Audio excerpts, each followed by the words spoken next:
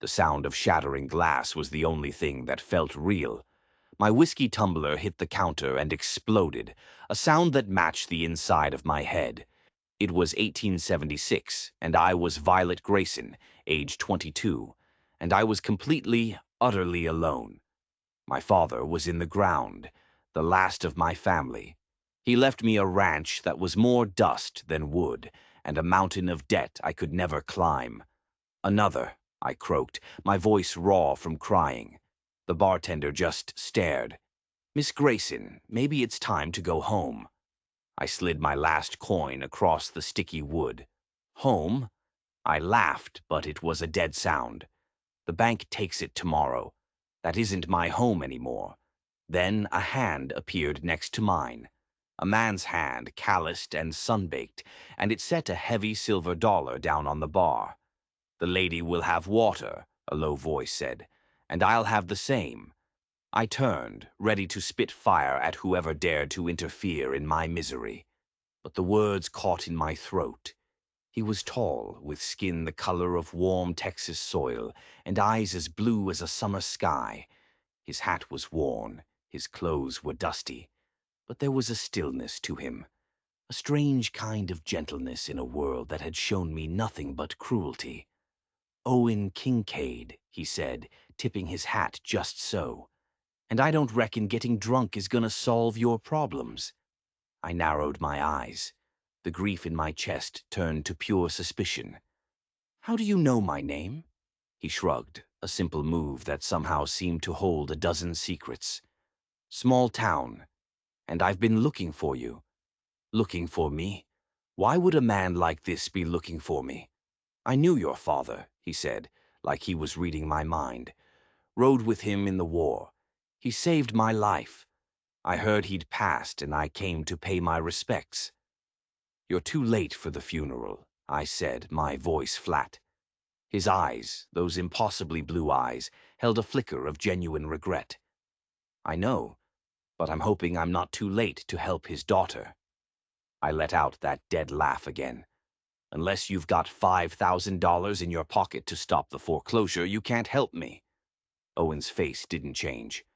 "I don't have that kind of money, but I have a proposition." My spine went stiff. "I'm not that kind of girl." "It's not what you're thinking," he said, his voice firm, cutting through my anger. "I have a cattle drive, 1,500 head, headed north to Wyoming. There's good money waiting at the end. I need a cook. Your father always said you were the best in the county." I just stared at him. Was this man crazy? "You want me to cook for a bunch of cowboys on a trail drive?" "Yes, ma'am," he said, dead serious. "It's hard work, but the pay is good. Good enough to start over." I looked for the lie, for the trick. There was always a trick. Why me? Why a complete stranger? "Like I said, your father was my friend." He hesitated then, and something vulnerable crossed his face. "And I know what it's like to lose everything." Before I could process that, the saloon doors flew open. Harrison Webb, the banker, strode in with two of his goons. His eyes landed on me like a vulture spotting a corpse. "Well, well," Webb sneered, his fat belly jiggling as he walked. "Miss Grayson, drowning your sorrows, are we? Or have you come to beg for an extension?" "I don't beg, Mr. Webb," I said through gritted teeth. "You should learn," he said, his gaze sliding over me in a way that made my skin crawl. "It'll be a useful skill for a penniless orphan." Suddenly Owen was on his feet. He hadn't moved fast, but he was just there, a solid wall between me and Webb. "The lady and I are having a conversation," Owen said, his voice quiet, dangerously quiet. Webb's piggy eyes narrowed. "And who in the hell are you?" "Someone who suggests you move along," Owen replied, his tone as even as a flat rock. Webb looked from Owen to his men, then back to Owen. He was measuring him, and whatever he saw in that steady, blue-eyed gaze made him take a step back. He forced a greasy smile. "Enjoy your charity case, stranger." Then he and his men slunk away to a corner table, their whispers following them like snakes in the grass. Owen sat back down. It was like nothing had happened.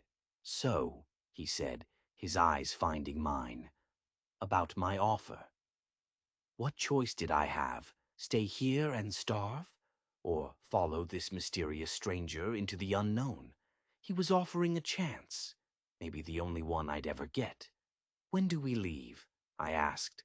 A ghost of a smile touched his lips. "Dawn. Pack light." That night I didn't sleep. I packed the few things I had left: my mother's locket, my father's worn Bible, and a single photograph. As the first hint of gray touched the sky, I walked out of the ranch house for the last time, not daring to look back. Owen was waiting, just as he said he would be. The cattle drive was hell. 1,500 longhorns, 8 cowboys, and me. The work was bone-breaking. Up before the sun to make coffee and biscuits over an open fire, packing the entire chuck wagon, racing ahead of the herd to set up for the midday meal, doing it all again for dinner. By the end of the first week, my hands were a mess of blisters and cuts. My back was a constant screaming ache. Dust was in my hair, my clothes, my teeth. But I never complained. I couldn't give them a reason to think I was weak. Owen kept his distance. He was the boss, quiet and efficient. He treated me with a polite respect, but nothing more. Sometimes I'd feel his eyes on me. I'd look up from kneading dough or scrubbing a pot, and he'd be watching with an expression I couldn't read. Then he'd just turn away and bark an order to one of the men. It was strange. He'd shown such kindness in the saloon, but out here on the trail he was a ghost, a man made of secrets and shadows. The other cowboys were a rough bunch, but they mostly left me alone. Except for one, Jed. He was younger than the others, with shifty eyes and a smile that never quite reached them. He was always trying to be helpful, offering to carry water or mend a harness for me. But something about him felt wrong. It was a feeling I couldn't shake. Then, in the third week, everything changed. A spring storm blew in out of nowhere. The sky turned black and the rain came down in sheets. The trail turned into a river of mud. Lightning cracked and the cattle went crazy. I was trying to tie down the canvas on the chuck wagon when a bolt of lightning hit a tree not 50 feet away. The sound was deafening. The horses screamed and bolted, dragging the heavy wagon with them. The wagon lurched. I lost my footing on the slick ground, and I was falling, tumbling down a muddy embankment, straight toward a creek that was now a raging brown torrent. I braced for the impact, for the cold shock of the water, but it never came. Strong arms wrapped around me, pulling me back from the edge. It was Owen. He held me tight against his chest, his body shielding me from the wind and the rain. "Are you hurt?" he yelled over the roar of the storm. I shook my head, too stunned to speak. I could feel the frantic beat of his heart against my cheek. He carried me over to a small overhang of rock, the only shelter for miles. He set me down gently, his hands lingering on my arms. "Stay here," he ordered. "The wagon," I started to say. "All our supplies." "Forget the wagon," he cut in, his voice raw. "We can replace pots and pans. We can't replace you." The intensity in his eyes stole my breath. It was the first crack I'd seen in his cold, professional mask, and underneath it I saw a man who cared far more than he let on. Before I could say a word, he was gone, vanishing back into the chaos. Hours later, the storm finally broke. The damage was bad. We'd lost supplies, and a few head of cattle had been lost in the stampede. I found Owen by the creek, tending to an injured steer. His shirt was torn, and a deep gash ran down his forearm. He looked utterly exhausted. "You're hurt," I said, kneeling beside him. I'd managed to save the medical kit from the half-submerged wagon. "It's nothing," he grunted, but he didn't pull away as I began to clean the wound. My hands trembled as I wrapped the bandage. "Thank you," I said, my voice barely a whisper. For saving me." His blue eyes met mine, and the look in them made my heart skip a beat. "I made a promise to your father," he said quietly. My hands stilled. "A promise?" He looked away, staring at the muddy water. "He wrote to me months ago when he first got sick. He knew the bank was circling, knew Webb was a snake. He made me promise I'd come for you, that I'd get you away from there if anything happened to him." The world seemed to tilt on its axis. "So this job, the cattle drive, it was all because of a promise?" My voice sounded small, distant. He nodded, still not looking at me. "It started that way. And now," I pressed, "now what is it?" He didn't answer. He just gently pulled his arm free, got to his feet, and walked away, leaving me kneeling in the mud with 100 new questions screaming in my head. That night, sleep was impossible. His kindness wasn't kindness. It was obligation, a duty to a dead man. But the way he'd held me, the fear in his eyes when he thought I was going to be swept away, that hadn't felt like duty. The next morning I found him by the horses. I had to know more. I had to understand. "I want to learn to ride," I announced, my voice stronger than I felt. He paused, saddle in hand. "You know how to ride." "I know how to ride side saddle on a gentle mare," I corrected him. "I want to learn how to ride like you do, to help with the herd." He studied my face, his expression unreadable. "Why?" "Because I'm tired of being the cook," I said, meeting his gaze without flinching. "I want to earn my place here, not as a charity case you're fulfilling a promise to, but as a real member of this drive." Something shifted in his eyes. Respect. "All right, Grayson," he said, a hint of his old warmth returning. "We start today." The lessons were hard, but I was a fast learner. Every day I grew stronger, more confident. Soon I was riding with the men, helping turn the herd, feeling the power of the horse beneath me. It was the first time since my father's death that I felt like I was in control of anything. And as we rode, we talked. He told me about his family's farm in Georgia, lost after the war, about the years he'd spent drifting west, saving every penny. "What's in Wyoming?" I asked one evening, as we sat by the fire, a little ways apart from the others. "Land," he said, his gaze fixed on the flames. "A small piece, nothing much, but it's a start." "You're building your own ranch?" He nodded. "That's the plan." "Alone?" The word slipped out before I could stop it. His eyes left the fire and found mine. He held my gaze for a long moment, the crackle of the flames filling the silence between us. "That was the plan," he said, his voice so soft I barely heard it. The air grew thick. My heart hammered against my ribs. He reached out, his calloused fingers gently tucking a stray piece of hair behind my ear. His touch was like a spark on dry tinder. "Violet," he began, his voice rough with an emotion I couldn't name. "Boss!" A shout cut through the night. It was Jed. "Got a steer stuck in the mud down by the river." The moment shattered. Owen pulled his hand back as if he'd been burned. He stood up, his professional mask slamming back into place. "We'll talk later," he promised, but his eyes told me we wouldn't, and we didn't. The next day we ran into trouble. A band of Comanche warriors appeared on the ridge watching us. Tensions were high in this territory. We were on their land. Owen rode out to meet them alone. I watched from the wagon, my hand on the rifle beside me, my stomach in knots. He was out there for what felt like an eternity. Finally, he rode back. "They'll let us pass," he announced, "but it'll cost us 10 head of cattle." "Can we trust 'em?" One of the older cowboys, a man named Dusty, asked. "We don't have a choice," Owen said. "Their leader, Running Elk, gave his word. They're hungry, not hostile. But as the Comanche warriors came down to collect the cattle, something strange happened. Running Elk wasn't looking at the cattle. He was staring at Owen. He pointed a finger, not at the cows, but right at Owen's chest. He spoke one word in his native tongue. Then he said it again, this time in broken English. Shadow Walker. A cold dread washed over me.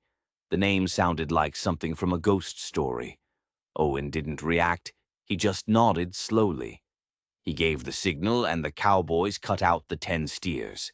The Comanche took them and vanished as quickly as they had appeared. The camp was on edge all night. Everyone was whispering about the name. Shadow Walker, I had to ask. I found Owen checking the perimeter, his rifle in his hands. What was that about? I asked. What did he mean, Shadow Walker? Owen stared out into the darkness. It's just an old name from a different time. It means nothing. But I saw the lie in his eyes, and for the first time on that long, hard journey, I wasn't just suspicious. I was afraid. 2 days later, we reached the Red River. It was swollen from the spring rains, running fast and deep. It looks bad, boss, Dusty said, looking at the churning water. Jed spoke up. There's a shallow ford about a mile downstream. I scouted it this morning. It's safe. Owen looked from the river to Jed, a flicker of doubt in his eyes. But we were behind schedule. He nodded. All right, we'll cross there. But Jed had lied. The ford started out shallow, but the middle of the river was a deep, treacherous channel. The lead cattle hit it and panicked, turning back. The whole herd was thrown into chaos, and the chuck wagon, my wagon, was caught in the current. The water slammed into it, and the wagon tipped. I was thrown against the side, my head cracking against a wooden crate. The world went sideways as cold, brown water rushed in. I was trapped. My skirts were tangled in the wreckage, pulling me down. Panic clawed at my throat. My lungs burned for air. The river closed over my head. This is it, I thought. This is how it ends. Then a shape in the murky water, strong hands grabbing me, ripping the fabric of my dress, pulling me free. It was Owen. He hauled me to the surface. I coughed, gasping for air, clinging to him as he fought the current, swimming for the shore. We collapsed on the muddy bank, soaked and shivering. He pulled me into his arms, his body trembling with a violent intensity. Don't you dare die on me, Violet, he rasped, his voice raw with fear. Don't you dare. I'm all right, I managed to say. He framed my face with his hands, his blue eyes searching mine. I can't lose you, he whispered. I can't. And then he kissed me. It wasn't a gentle kiss. It was desperate, hungry, as if he was trying to breathe life back into me. And I kissed him back with everything I had, all the fear and confusion, and the strange, undeniable pull I felt toward him. When we finally broke apart, he rested his forehead against mine. I love you, he breathed, the words torn from him. God help me, Violet, I love you. Love? How could this be love? I didn't even know who he was. Shadow Walker. A man of secrets. Why? I asked, my voice small. Why would you try not to love me? His laugh was bitter. Because I have nothing to offer you but a pile of dust in Wyoming and a whole lot of trouble. Your father, he wanted me to protect you, not drag you into my world. My father wanted me to be happy, I said, my heart aching. And I've never felt safer than I do right now. A flicker of hope ignited in his eyes. I love you too, Owen, I whispered, and in that moment I knew it was the truth. No matter the secrets, no matter the danger, I loved him. We had lost the wagon and most of our supplies. That night, huddled around a small fire, the mood was grim. We had no choice but to push on to the nearest town, Bent Creek, to resupply. As we rode, I noticed Jed watching us. His shifty eyes were filled with a cold, calculating hatred. I realized with a sickening certainty that the river crossing hadn't been an accident. Jed had tried to kill me. But why? We rode into Bent Creek looking like drowned rats. While Owen and the men arranged for new supplies, I went to the general store to buy new clothes. And that's where I saw her. Eleanor Whitfield, a girl I had known back home, whose family had moved north years ago. "Violet Grayson," she said, her perfectly plucked eyebrows shooting up. "My goodness, I heard about your poor father, and now, look at you, cooking for cowboys." Her voice was dripping with pity. "I'm on a cattle drive," I said, lifting my chin. "Alone? With all these men?" She looked horrified. "Violet, what would your mother say? You must let me help you. My brother James is the mayor of this town, a wealthy widower. I could arrange an introduction, save you from this life." "I don't need saving," I said. She leaned in, her voice a conspiratorial whisper. "Be careful, Violet, especially of that man you're with, Owen Kincaid." A chill went down my spine. "What about him?" "They're talking about him in town," she said, her eyes wide. "They say he's not a trail boss at all. They say he's a bounty hunter, a killer. They call him the Shadow Walker because he hunts men in the dark places of the world." My blood ran cold. Bounty hunter, killer, Shadow Walker. It all clicked into place. The secrecy, the way he handled Webb, the name the Comanche leader had used. Was this all a lie? Was I just another job to him, a bounty to be collected? I felt sick. That evening, as we made camp just outside of town, Owen found me by the fire. He could see that something was wrong. "What is it, Violet?" he asked, his voice gentle. I stood up, my hands clenched into fists. "Who are you?" I demanded. "Who are you really, Owen? Or should I call you the Shadow Walker?" The color drained from his face. "Where did you hear that name?" he asked, his voice low and dangerous. "Does it matter?" I shot back, tears of anger and betrayal stinging my eyes. "Is it true? Are you a bounty hunter?" He was silent for a long moment, then he gave a single sharp nod. "I was. I quit, Violet. I quit that life to start over. The ranch in Wyoming. It's real. My feelings for you, they're real." "And the promise to my father?" I asked, my voice breaking. "Was that real?" "Yes," he said, taking a step closer. "It was the most real thing of all. He knew I was the only one who could get you away from Webb safely." "Safely? Owen, someone on this drive is trying to kill me. Jed. The storm, the river. It was him." Owen's eyes hardened. "I know. I've been watching him. He's one of Webb's men. Webb didn't want you just gone. He wanted you dead." My head was spinning. Webb wanted me dead? Why? "Why?" I whispered. "Because your father found something," Owen said, his voice grim. "Proof. Proof that Webb has been stealing land from ranchers all over the county for years, forging documents, running families into ruin. Your father's debt? It was fake. All of it. He was going to expose Webb. That's why Webb had him killed." I stumbled back, my legs suddenly weak. My father murdered. It was all too much. Owen reached for me, but I flinched away. "Don't," I said. "I don't know what to believe." "Believe this," he said, his voice ragged with emotion. He dropped to one knee in the dirt, his blue eyes pleading with me. "I love you, Violet Grayson. I don't have a ring. I don't have a fortune. All I have is a past I'm trying to escape, and a future I want to build with you. Marry me. Here. Now. As my wife, you'll have my protection, legally and every other way. Let me protect you, please." My mind was a whirlwind of lies and half-truths. A murderer, a bounty hunter, a liar. But he was also the man who had saved my life. The man who looked at me like I was the only thing that mattered in the world, and he was the only thing I had left. Tears streamed down my face as I nodded. "Yes," I choked out. Yes, I'll marry you. The next morning we stood before the town minister, the other cowboys standing as our witnesses. Even Dusty, the old cowhand, had a tear in his eye. Jed stood in the back, his face a mask of pure fury. Owen slid a simple gold band onto my finger. I said, "I do," not knowing if I had just married my savior or my doom.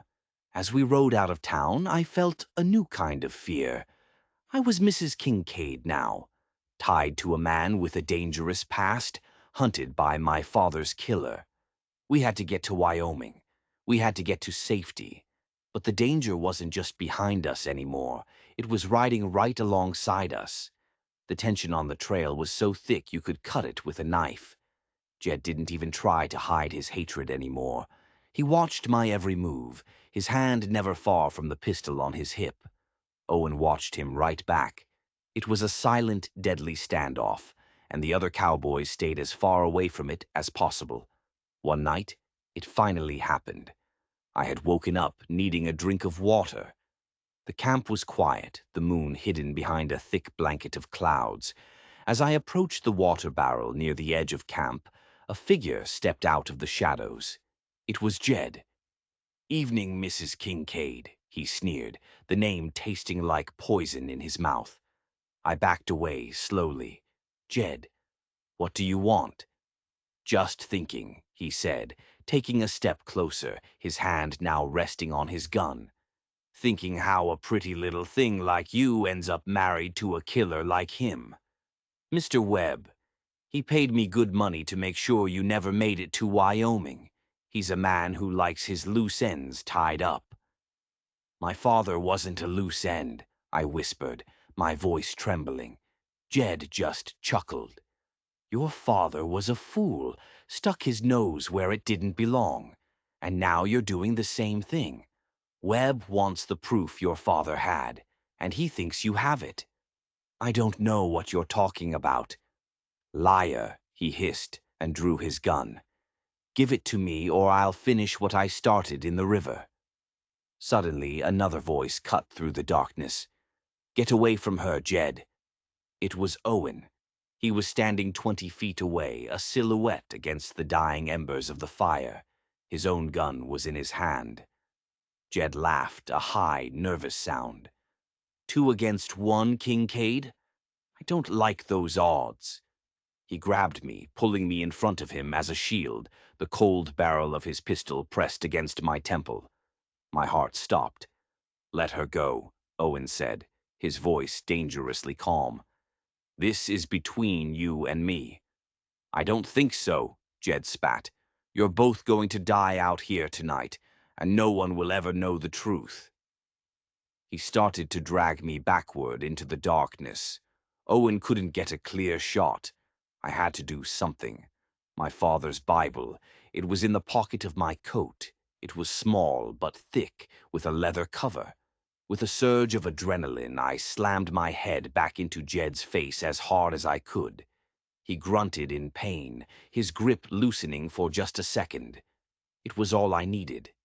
I shoved my hand into my pocket, grabbed the Bible, and swung it with all my might at his gun hand.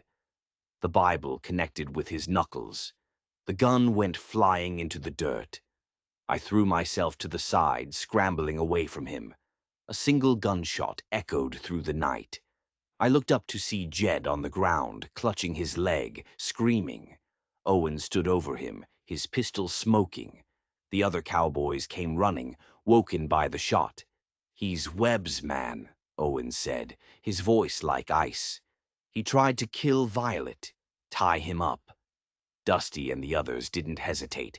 They hauled Jed to his feet and tied him securely to a wagon wheel. Owen rushed to my side, checking me for injuries. "Are you all right?" he asked, his hands cupping my face. I nodded, still shaking. "The proof," I said, my mind racing.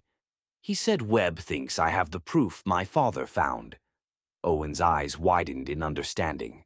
"Your father's Bible," he said. We retrieved it from the dirt where I'd dropped it. Owen carefully opened the worn leather cover. And there, tucked into a hidden slit in the binding, was a small, folded piece of paper. It was a ledger page. On it, in my father's neat handwriting, was a list of names, dates, and amounts. It was the proof, the record of Webb's crimes. My father hadn't just found proof. He had hidden it in the one thing he knew I would always keep with me. "He died to protect this," I whispered, tears welling in my eyes. "To protect me." "And we're going to make sure he didn't die for nothing," Owen said, his voice filled with a cold resolve. We rode for Wyoming with a new urgency. We left Jed tied up for the authorities in the next town, along with a message about Webb. But we knew Webb wouldn't give up that easily.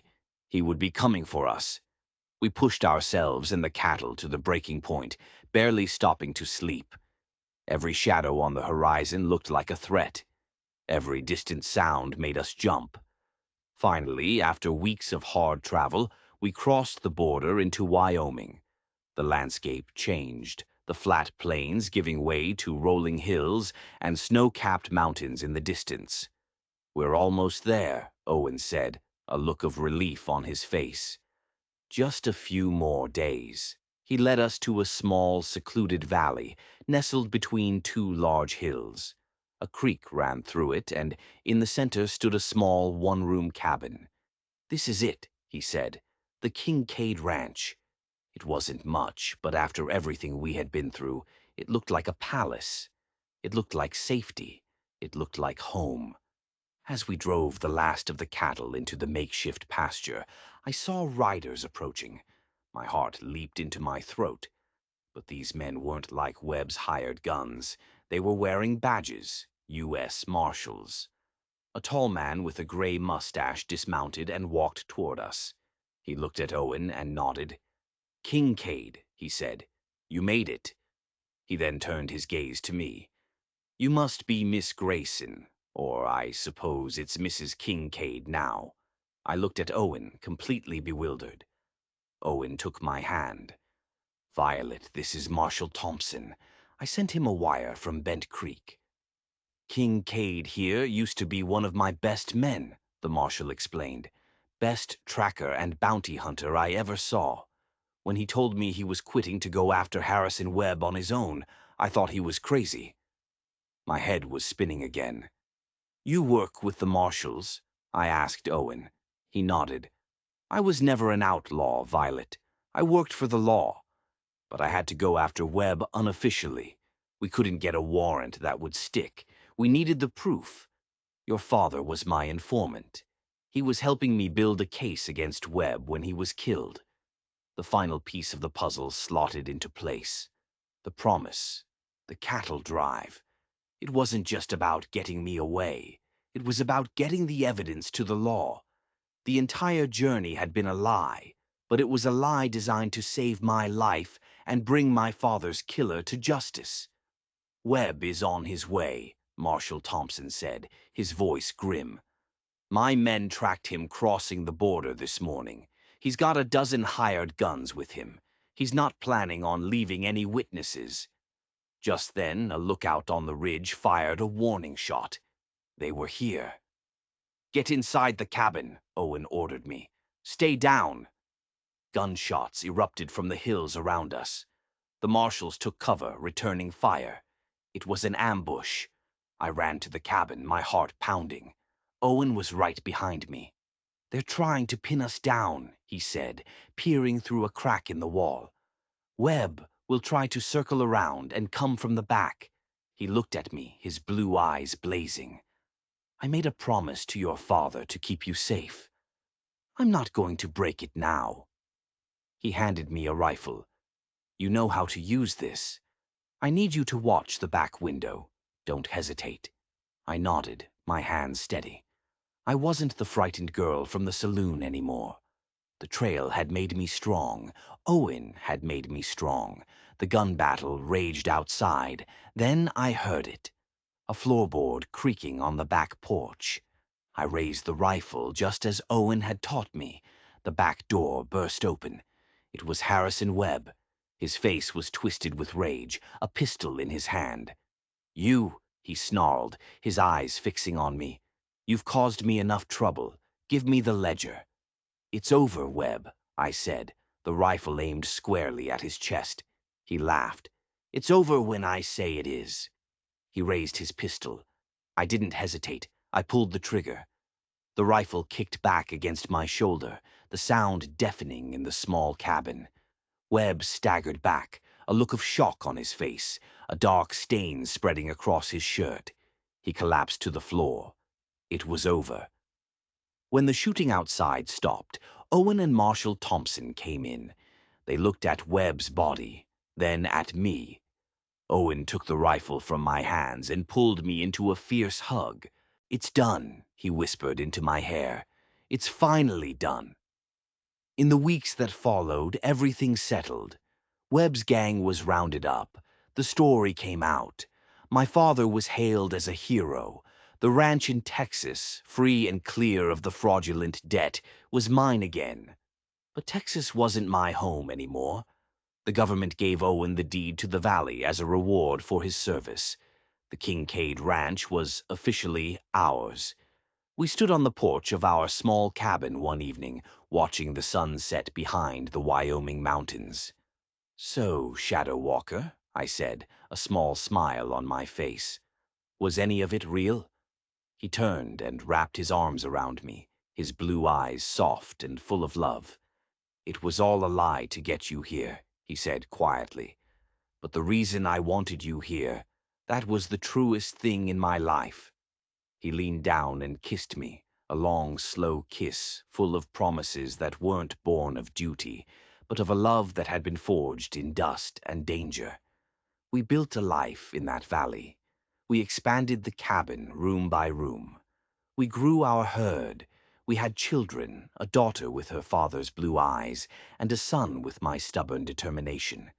We built a home, not on a foundation of lies, but on the truth of what we had found in each other. And sometimes, when the night was quiet and the stars were bright, I would think about that desperate girl in the saloon.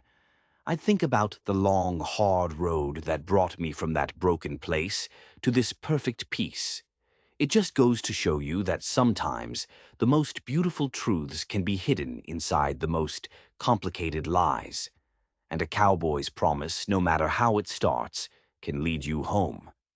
If you enjoyed this story and you believe that everyone deserves a second chance at happiness, don't forget to like and subscribe. You never know when your own story is about to take an unexpected turn.